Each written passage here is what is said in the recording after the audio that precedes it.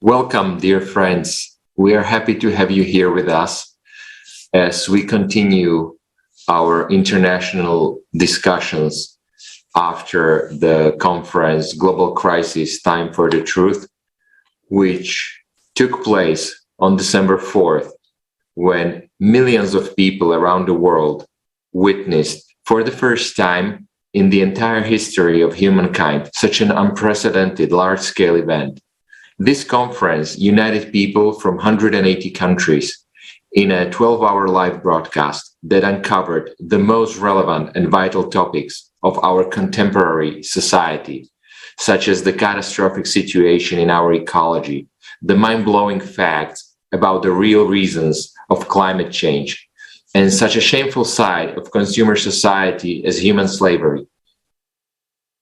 The truth was voiced openly and honestly to the entire humanity. People stopped being silent as time for the truth has come. This conference was organized by volunteers and simultaneously interpreted into 100 languages. People who participated in the preparation of the conference are the true heroes, because they are the ones who selflessly and devotedly stand for the entire humanity, stand for the life of every human on the planet Earth. The conference caused a huge resonance among people from all over the world. So many scientific facts, eyewitness reports, and tremendous amount of analytical data has been presented to people in such a clear, honest, and comprehensive manner. So much feedback was received in the comments that and in the letters that gave us a clear understanding that we need to continue voicing the truth. And that is why I am extremely honored to invite you all to the international online forum, Global Crisis, We Are People, We Want to Live, that will be held on the platform of the Creative Society Project on the 7th of May, 2022. So again, welcome everybody. My co-host today is Alexei. Alexei, could you please let us know who is with us today here? Yes, thank you, Robert. Thank you. And of course, hello, dear viewers. As usually, we continue uncovering the topics raised during the conference, as well as sharing our impressions of this significant event. Please let me introduce our dear guests for today. So, Sabhe Mustafa, who is originally from Syria, but now residing in Turkey. He is member of Social Value International, as well as founder of Market Leaders International and social entrepreneur, and also educationist. And Terkuma Edmond from Nigeria, planning, research, and policy analyst at National Board for Technology Incubation. Welcome, dear guests. Well, greetings. Thank you very much for the invitation, and thank you very much for the introduction. I'm glad to be with you. So it's nice to be with you, Liam. Thank you, dear hosts. Thank you so much. Dear Sabhe, what were your feelings after watching the conference on December 4th? Do you think it is important for people to act and start changing our society peacefully but consistently? Okay, well, thank you very much again. And we are here for for a social mission. So before I start speaking, I'd like to dedicate the first minute to commemorate all the victims of the wars, the conflicts, including the people in Syria, my country, and commemorate and pray for the souls of those who were lost in the natural disasters in the USA and in the floods in Southeast Asia and all over the world. People who were lost in the forest fires everywhere in Turkey and Europe. So that it pains my heart when I remember all those victims and feel unable to do anything to save those lives. So when I speak about the lives, I don't mean only the human lives, because for me, animal life is important. Tree life is important as the importance of the human life. We share the same habitat. So if we don't care about each other, nobody will care about us. And there was a special occasion, sad occasion, two occasions recently. Humanity lost two human fellows, two great ones.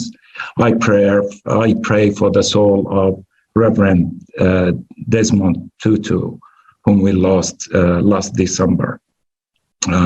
May his soul rest in peace. And also humanity lost one of the great Oscar winners, Sidney Poitier. So we keep losing those people who left their fingerprints on the wall of history.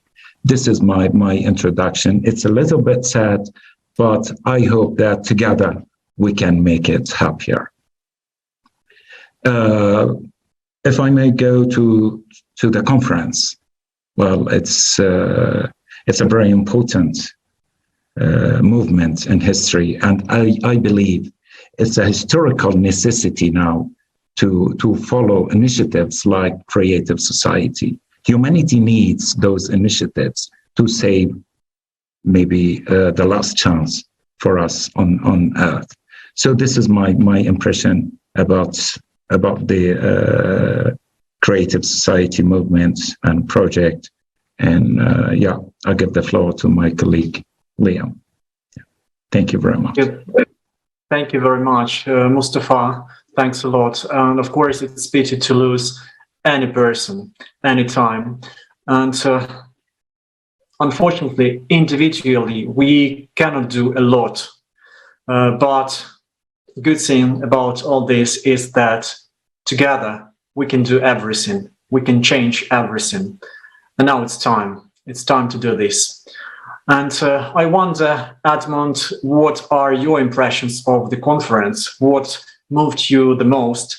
And these international discussions, which we have almost every day, they show that more and more people, they cannot just sit, they want to act. And in your opinion, Edmond, what do you think? Can these conferences and these discussions be that impulse that ignite people and make them finally unite?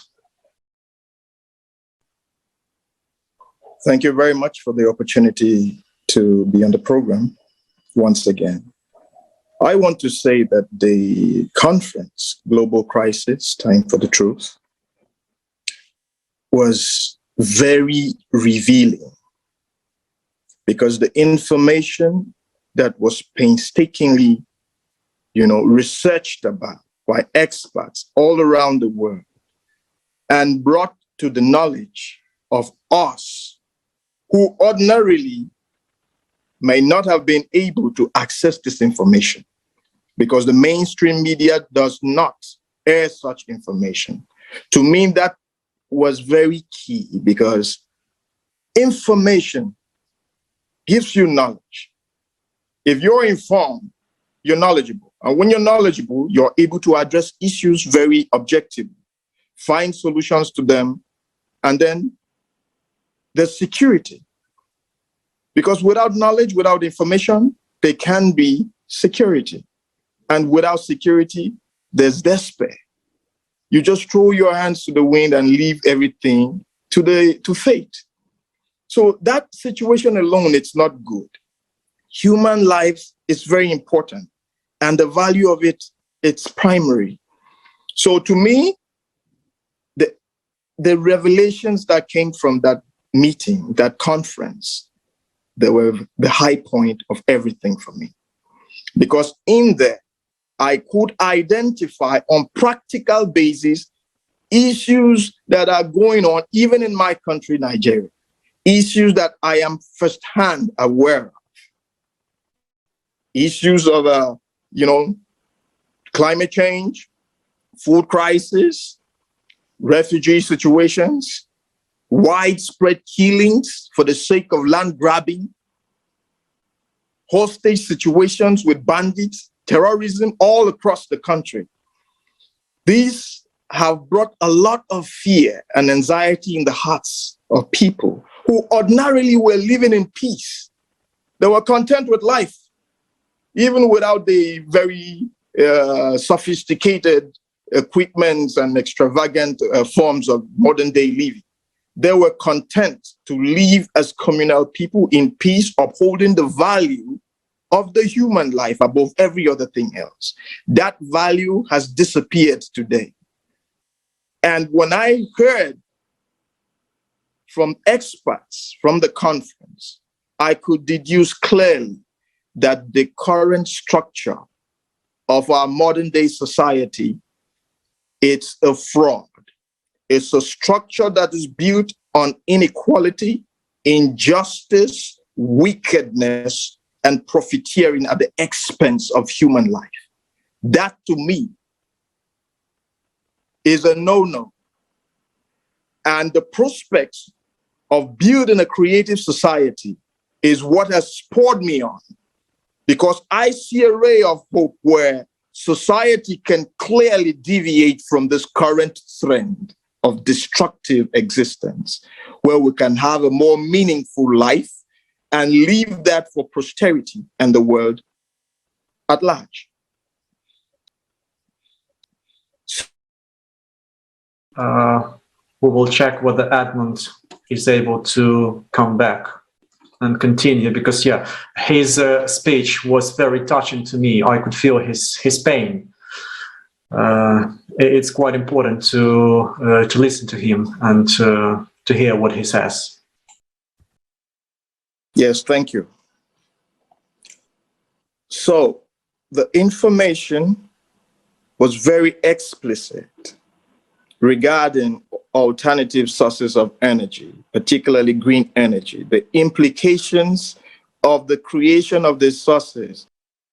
In the meanwhile, we can continue with our discussion. And I just wonder, Mustafa, what were the most touching, stressing, shocking moments in the conference for you? I mean, Yeah, well, this is a very tough question to answer, because all the topics in the conference are equally important to me. And I cannot say this is less important than the other ones. But maybe I'm a little bit subjective in here.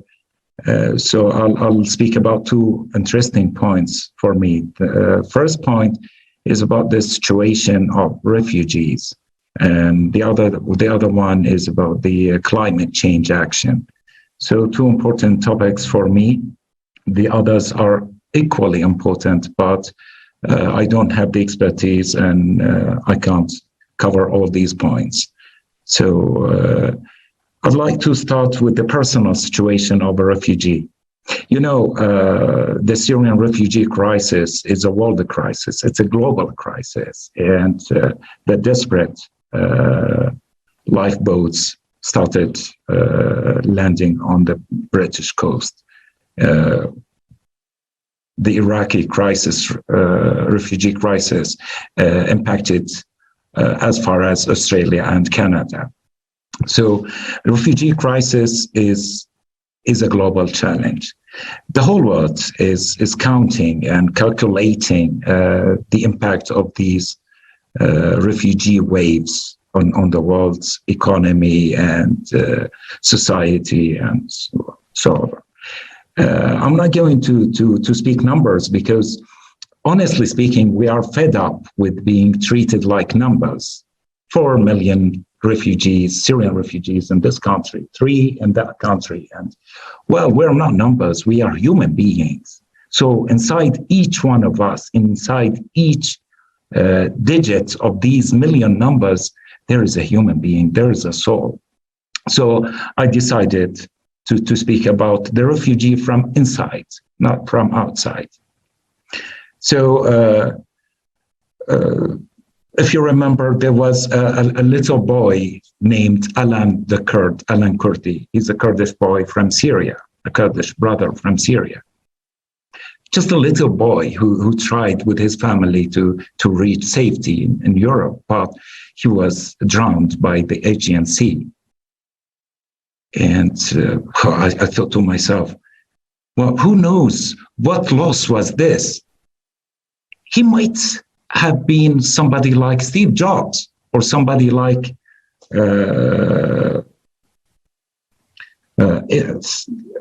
other good people who served humanity. So please, I call on the world to stop counting us as numbers. We are human beings. Inside each of us, there are hopes for the future. There are good intentions to serve the humanity and the global community.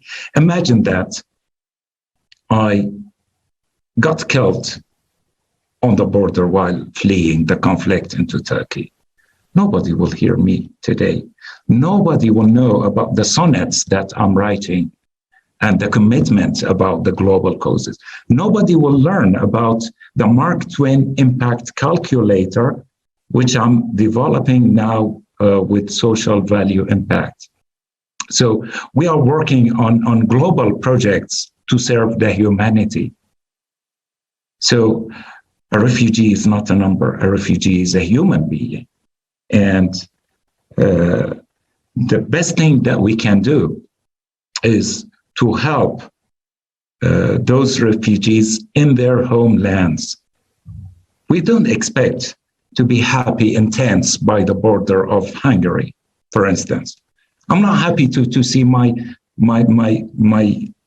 Syrian compatriot getting tripped by the camera woman on the Hungarian border. So please help us in our countries. Stop counting us like numbers. This is my message to the world. Today, I'm a refugee because of conflict. Who knows, tomorrow anybody can be a refugee of a natural disaster. The whole world is threatened by tornadoes, by rising level of the sea. 1/3 of Holland, there are estimations that in 100 years, 1/3 of Holland will be under the sea level. So where do those people go? So let's unite facing this challenge. This is my message, and this is what I want to speak about. Yeah, I'm happy that our friend Liam is here.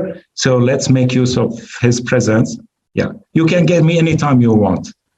Yeah. Sorry for the break in network. Okay, so I was talking about the alternative sources of energy and the seeming hype about it, because we are made to understand that it's 100% green energy. But from what we gathered from the conference, I learned that it's not 100% green. It has other components that are not renewable at all. And then how do you dispose of this at the end of the day? So it brings us back to the same point, the very beginning again of the whole problem. So they are not really addressing the issue per se. They're only profiteering out of it. They're only making money out of it. So that alone is deception to me. And I found it something that we need to really talk about so that people will know, and then we'll find more creative ways of arriving at the solution of energy on our planet. Thank you. Thank you. Now, we will look deeper into these topics. We will look deeper into these topics right after the short video that we will have a look now about the conference.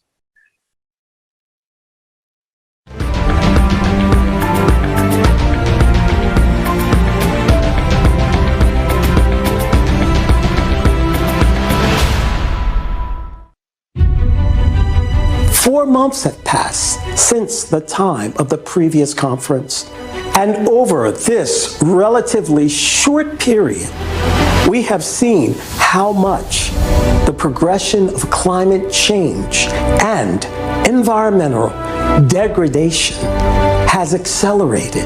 It's important not to remain silent, because this survival of all humanity is at stake. It is time for the truth.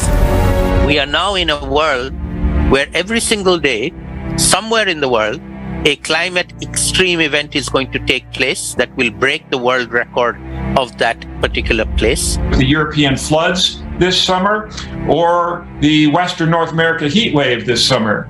Both of those extreme events were due to the jet stream reacting in very unusual ways, in ways that climate models did not predict would happen. When I'm out in the field, I always hear people say that I never thought it would happen to me, and they're always surprised. Can you imagine how devastated you would be if you lost everything that you owned? If you watched the people around you, the people that you love, struggle and suffer or even die? We have to understand we're one people on one planet, and it's up to us together to solve these problems. We cannot leave it to our leaders. The leaders have shown that they are not up to the task. The leaders think of themselves as leaders of their own country. They don't care about the rest of the world. The problem right now is we've all surrendered a certain amount of our power to centralized authority, and they're trying to use that to take over everything. And they've been using this excuse of anthropogenic global warming in order to try to consolidate their wealth and control. So we've got to just completely abandon and expose that. The discussion about the climate is narrowed down to the reduction of CO2 and global warming gases. And I think the problem is much broader than that. There's a widespread belief that climate change is a result of human activity. This is reflected in the 5th and the 6th report of the Intergovernmental Panel on Climate Change. But these beliefs are wrong. The world's governments, through the UN, formed the UN Framework Convention on Climate Change. Now, you would think that would be studying climate change, but they specified that you study the human causes of climate change. So they ruled out all natural factors. They said, no, we're not going to study whether the sun plays a role.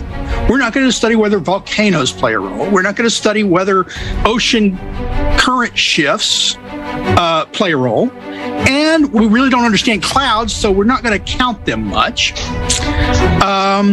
What we're going to study is human CO2 emissions, because that's what we can get a handle on. That's not the way science is supposed to work. Anthropogenic global warming is a grandiose scientific scam of the 20th century. Green energy is not green at all. And wind power is not green because wind farms require enormous amounts of concrete and metal to construct, disturb wildlife, harm human health with noise pollution, kill hundreds of thousands of birds each year, pollute our air and water supply. We pay high prices for something that will never meet our needs. We need to build a humanity that lives like a beehive, and we have to build a society that puts human life first. If we combine our scientific, technological, and intellectual resources, we can solve the problem of climate change. If we fail, we face the real possibility that if we don't get our act together and start preparing for this cataclysm, we face the very real possibility of extinguishing human life on the Earth. A supervolcano is quite capable of completely taking a species out. And I say, if we come together correctly, if we really put our hearts and our minds to the task of preparing correctly, then we could not only survive what's coming, we could be the first species on this nice little blue marble to thrive through the next cyclical destruction. Let's follow the Creative Society's survival guide. The 3 easy steps. Learn more, spread information, and unite to build a creative society.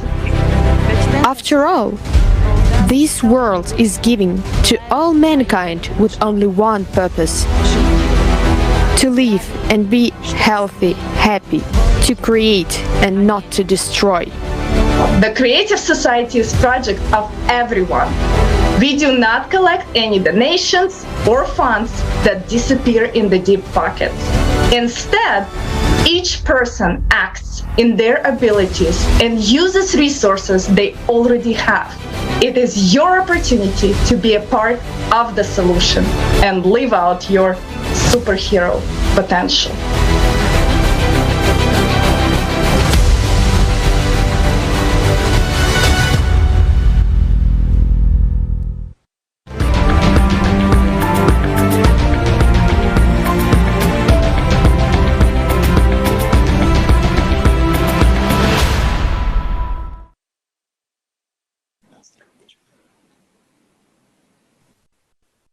Yes, definitely. We can all be heroes, but we need to start acting right now if we want to be in time before it's too late. And today, for various reasons, too many people have already had to leave their native cities, villages, countries, and even continents. Even official figures are too high, but the truth is that a lot of people have not been recognized as refugees at all. Though they had to move far away from their homes, they lost everything, and too many of them even lost their lives. For some individuals, some groups of people and organizations, such people are just inconvenient circumstances that spoil their statistics or their plans. And that's it. Nobody cares about these people. It's if they don't even exist, on this planet. Of course, this should not happen in a normal society. And it's obvious that it can't go on like this anymore. But the truth is that if we don't do something about it right now, we all will become refugees. I mean, those few of us who may survive when the climate goes completely crazy. Mustafa, you've already touched the topic of refugees. You've already touched your story.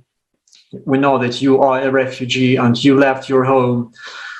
But we need to persuade everyone on this globe that it's time to unite. It's time to open our eyes and to accept that the problem exists. What would you say to those people who do not believe that the issue of refugees exists or is really urgent today? And what would you say to those who know the real scope of the trouble, but they still close their eyes and pretend that it's none of their business, Well, thank you very much. It's a very touching question. After all those years, 10 years of the Syrian conflict, and after all those waves of refugees crossing the European borders, crossing the Aegean Sea, there are still people who don't believe that there is a refugee crisis in Syria. How can I convince them if they don't open their eyes and watch what's going on the news? I can't convince them with numbers, to be honest with you. You can just Google all the reports of the UNHCR and see how many. They know every single person, male, female, how old are they. But this is not the point. A refugee should be treated like a human fellow. Okay. You can't treat refugees like numbers. If you close your eyes on this fact, there is a time bomb here in Turkey. By the way, I'd like to thank the Turkish community for hosting all this huge number of Syrian refugees. But for how long can they support us? There will be a day that the Turkish community will say, enough is enough. Where shall we go then? I can tell you, we can cross the sea, we can cross the borders, and we can reach everywhere even to Australia and Canada, unless the international community moves now to help us return and reconstruct our country. This is the point. Now, this is the fact that everybody is ignoring. I can tell you, everybody welcomes a well-educated refugee to come to their country. Okay, come and help us learn and educate the youth here in this country, and then they can go. An educated refugee is better than extremist refugee. So we are not only facing this injustice from the world, but also from the inner injustice inside our community as refugees. Extremism is terrifying us, because when people get desperate, they can do everything. When people lose hope in the future, it's easy for them to turn into terrorists, to be criminals and do whatever humanity is ashamed to do. So this is the point. Yeah.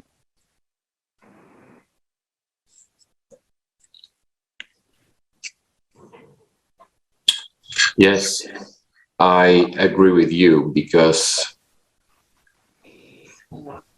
the refugee crisis is facing everybody. Everybody's facing the refugee crisis, whether you are on a receiving end or the other side. Another part of the refugees, that is another continent that has a lot of refugees, is also Africa. And it is important to bring truthful information to people. So I want to ask Liam also about the fact, if he faced, or from his personal experience in Nigeria, that what can he tell us about this information? Thank you very much. Well, in Nigeria, for over 10 years now, the activities of terrorist organizations, particularly in the northeast of Nigeria, that is Borno State, Yobe State, and all the neighboring states, the activities have completely displaced people from their ancestral homes, killed a lot of them, and made human life virtually nothing at all, virtually nothing. You find a young boy strapped with bombs and pushed into a mosque or pushed into a public place to blow up human beings. All for what? For power? For show of force? For ideological differences? You know? So the thing is it's so rampant. The government is doing its best. It's fighting it. A lot of resources have been pumped in that direction, but yet, compared to what is being given to arrest the situation, the magnitude, the scale of the crisis is much. Then you have the farmer herders situation there. From my state, where I come from, Benue State, if you're arriving into that state from the capital city of Abuja, it's a very sorry sight. You have internally displaced persons housed in areas that, appalling. It's now that some international NGOs came with government support, and then they made some provision like public conveniences and all the rest, and provided some educational support to children within these camps. But I tell you that in 5 years ago, it was really horrible. When the rainfall comes, you can't even imagine the hell these humans go through. And this is your fellow human being suffering like this. All because another human doesn't look at that one as a human being. They don't consider that we are of the same species, we are of the same origin, and so we are entitled to life. So such differences have really compounded our situation in the country, and it's spilling over to other neighboring countries also, day by day. It calls for a more lasting, a more comprehensive solution, a solution that cuts across national boundaries, cuts across individual experts. It's a collective effort that has to bring the best in our society globally to come together and chart means of how we address this situation. Not for selfish reasons, because, of course, as it is going on, a couple of people are profiteering from it. The crisis provides opportunity for wealth creation for others, unfortunately. But this is the sad thing about the consumerist format of society. So to me, that is my take on that. And I hope that with this ray of light coming from the conference that we witnessed, a lot will be done, and within the quickest time possible, to address these, sad realities that we are living with day by day. Thank you. Thank you, Edmond, so much. And I suggest that now we watch a short video about the film which was presented at the conference. This film was prepared by volunteers of the Creative Society Project, and this film is about refugees. We touched this topic several times during our international discussion today, so I believe that it will be very interesting and useful for our viewers to get some more understanding about what film was presented at the conference.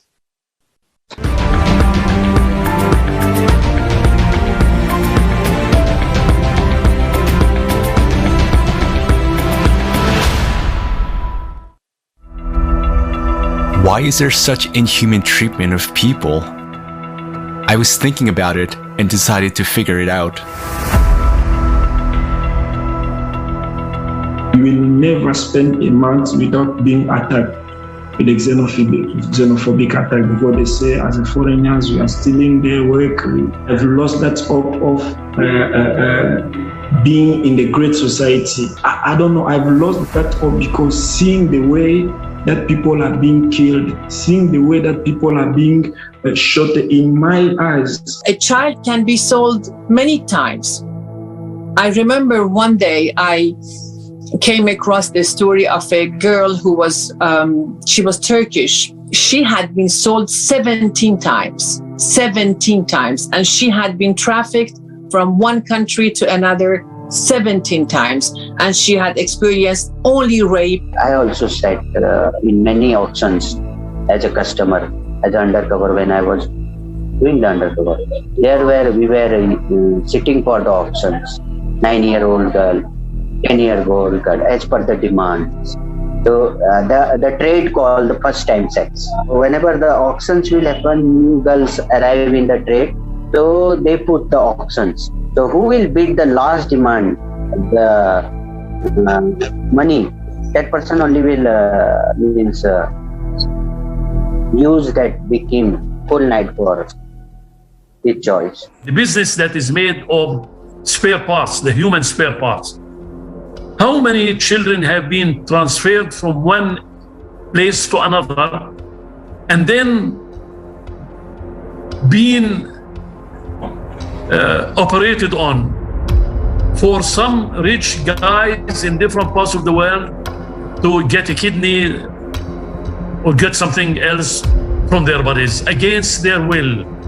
Black markets, traffickers, mafia is part of this economy that is ruling the world. So what else I can say? That I only see that another possibility is to spend money instead of constructing walls like we are doing in Europe. In our society, human life has no value. How is it possible that instead of help, people encounter violence, aggression, abuse, and slavery? This is not a migration crisis, but this is a crisis of humaneness. People, by looking at the existing legal frame, will not ever be entitled asking for protection. Because you will ask them which country you're coming from, they will say there is no country. I had a country called X, but the country now is underwater. Or I had a village and this village is being totally destroyed or disappearing. It turns out that there are still no effective programs for the resettlement of refugees. For so many years, the United Nations has been working. For so many years, the Refugee Rights Commission has been working. So many humanitarian organizations and NGOs around the world have been working, but there are no working, established or adopted programs on how to work with these refugees. There are none. And the Refugee Commission itself admits this. Now refugees are forced to leave their homes. They face condemnation and cruelty. They are left alone with their misfortune because of the consumerist format of society. Tomorrow's climate catastrophes could be upon us as well. Answer yourself honestly. Are you ready to face what refugees face? Are you sure you won't be in their shoes? That you and your loved ones won't have to go through what they're going through.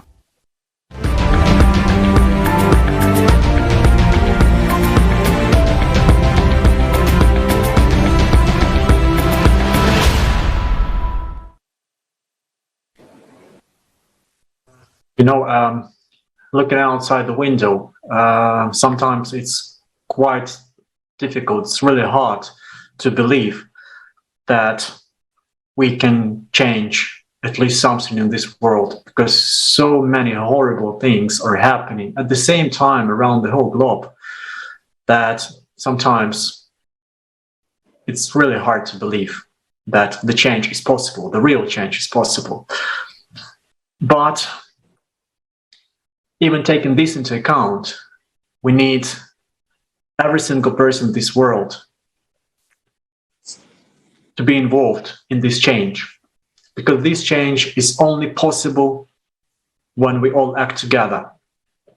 And it is very important for all of us to speak up, because if we speak up, then somebody on the other end of the globe can hear us, and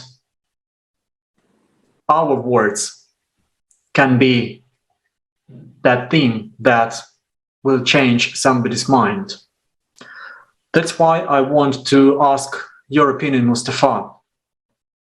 Do you think that today, even taking into account the real situation, when the driving factor is the profit and benefits of individuals, is it possible to unite and build the creative society? Do you believe that we still are humane enough to make this real, to make this happen?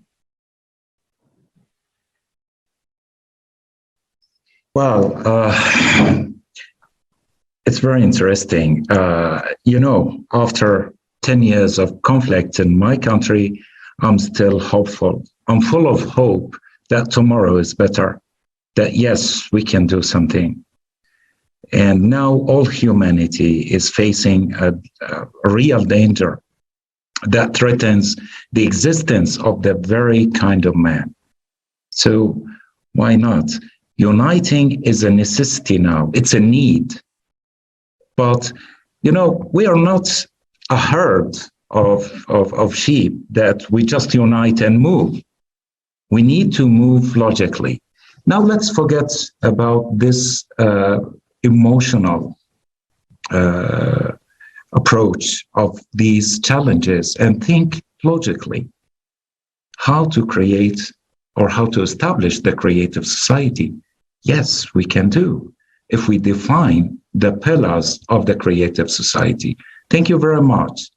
You already defined 8 foundations for the creative society.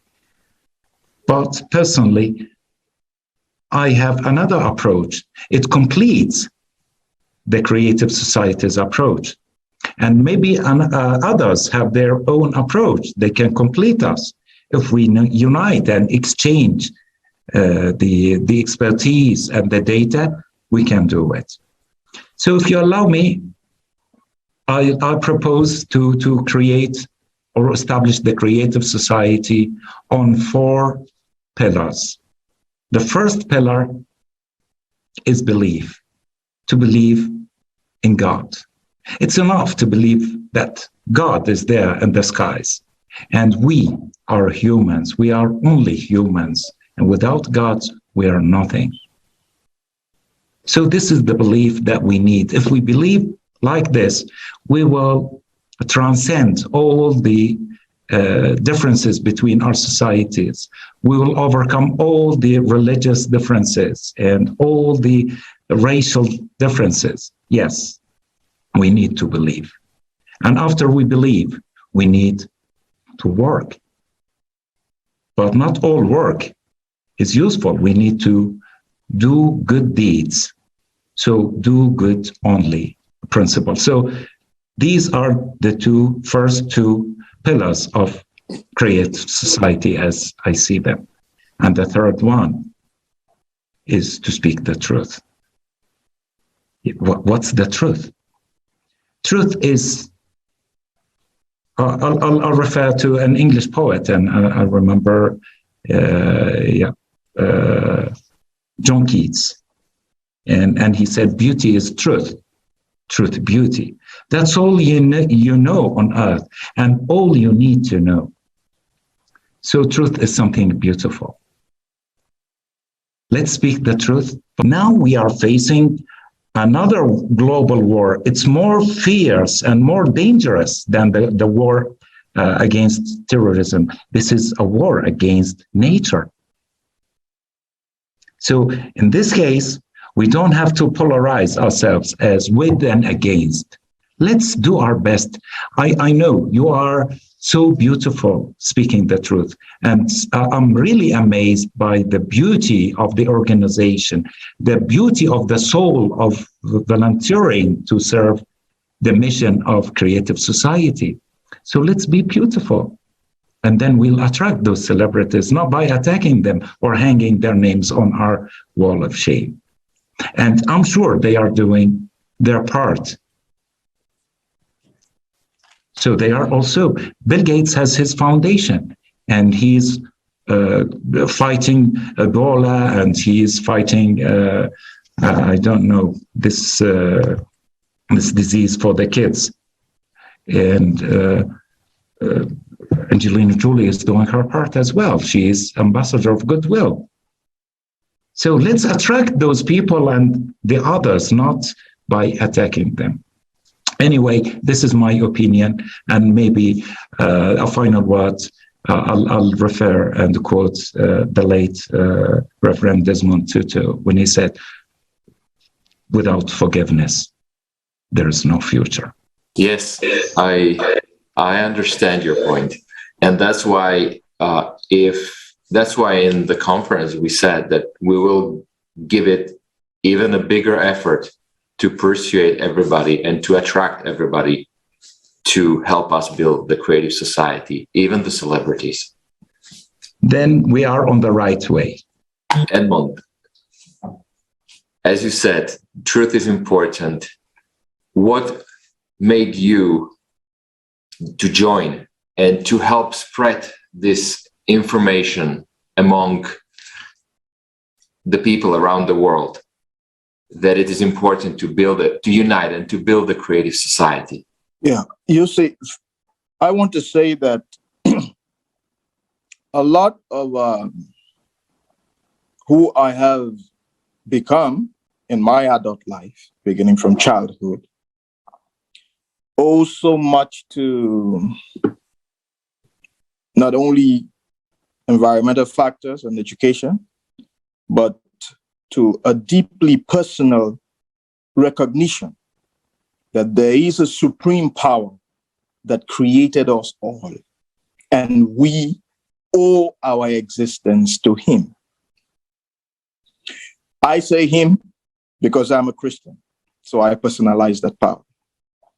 Now, the goal of the entire creation from my informed position as a Christian is that we should have life and have life more abundantly.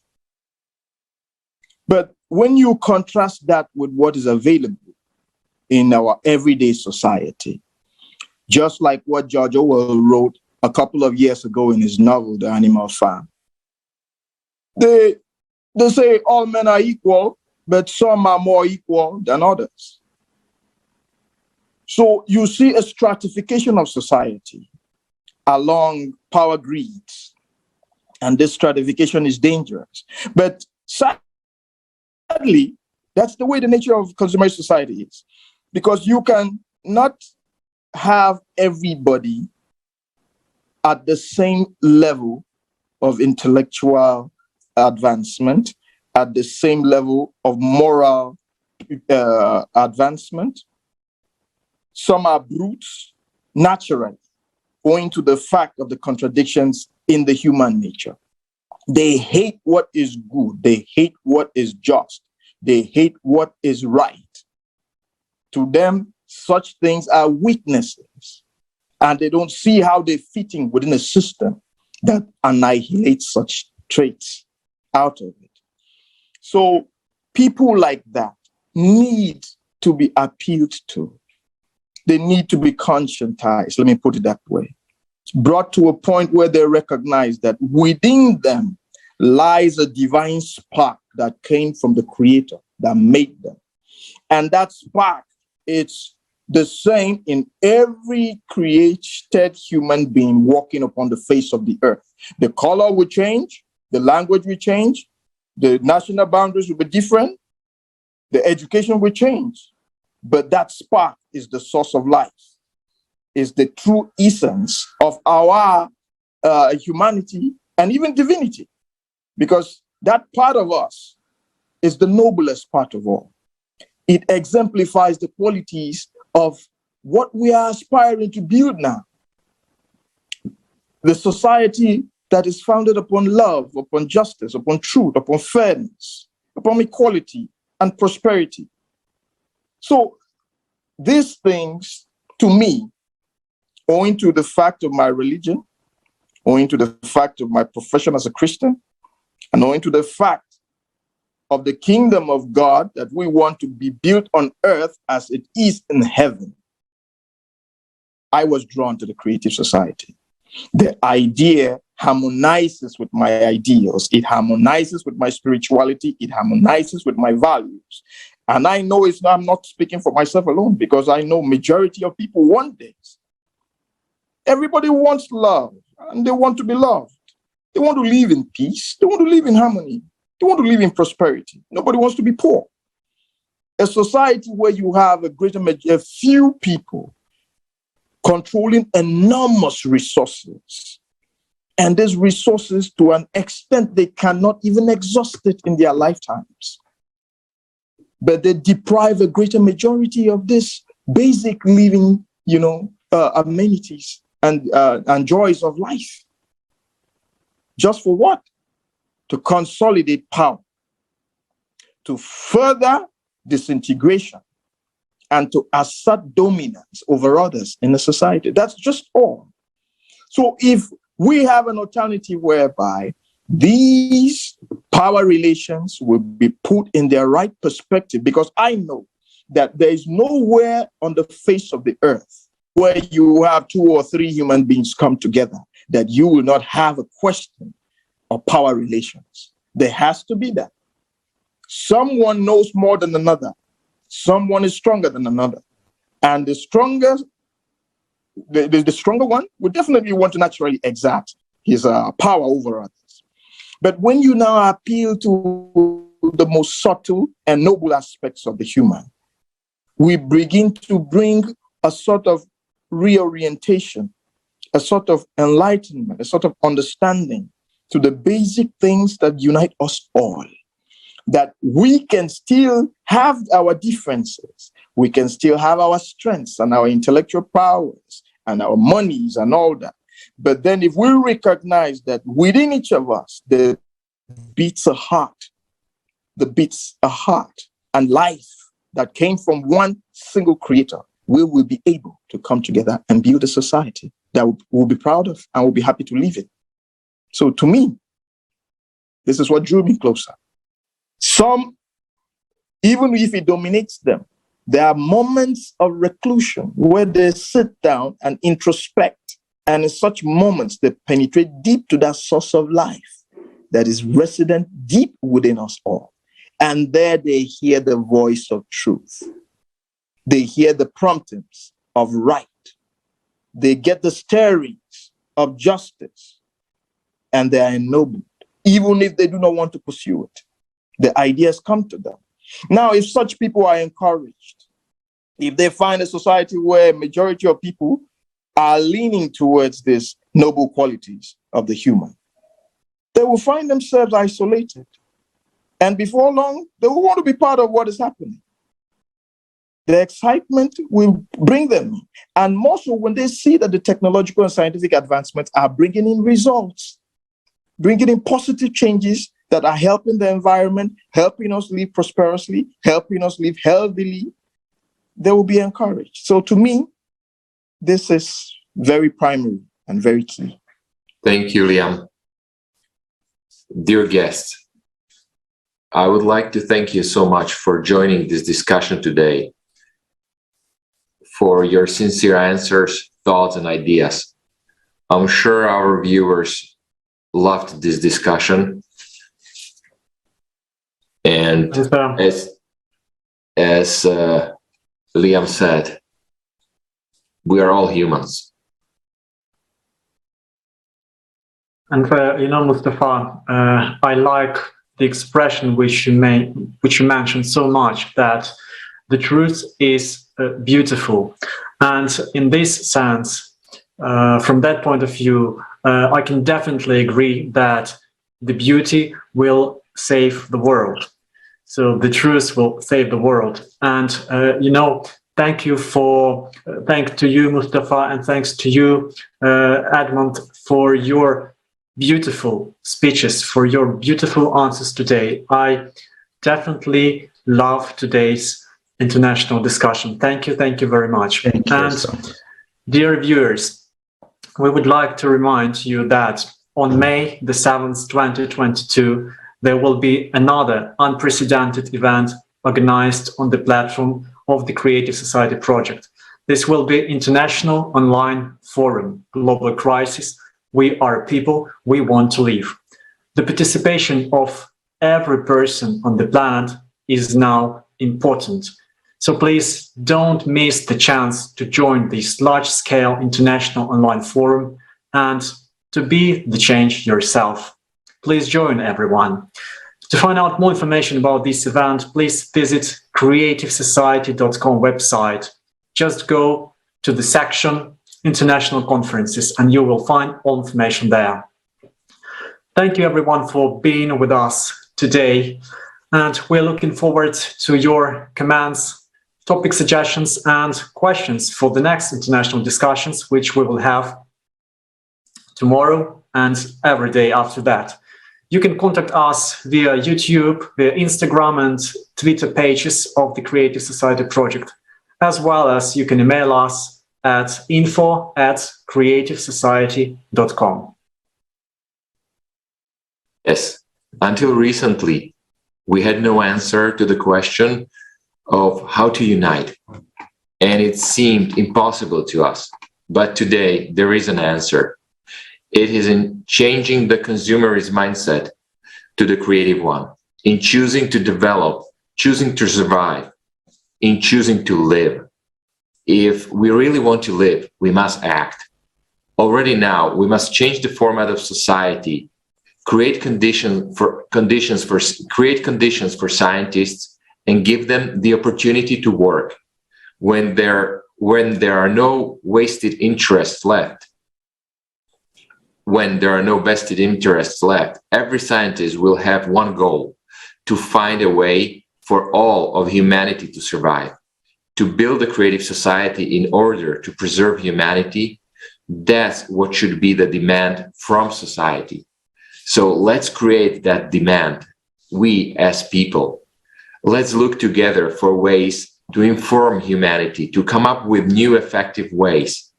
In the past, we had no technical ability to unite, but we do now. Friends, while our fate is in our hands, we should use this chance. Thank you very much for joining today, and looking forward to see you on the next international discussions. Thank you. Thank you, Edmond. Thank you. Thank you, Alexei. Thank you, Robert. It's been a pleasure being with you. It was a pleasure. A real pleasure. Well. A real pleasure. Thank you.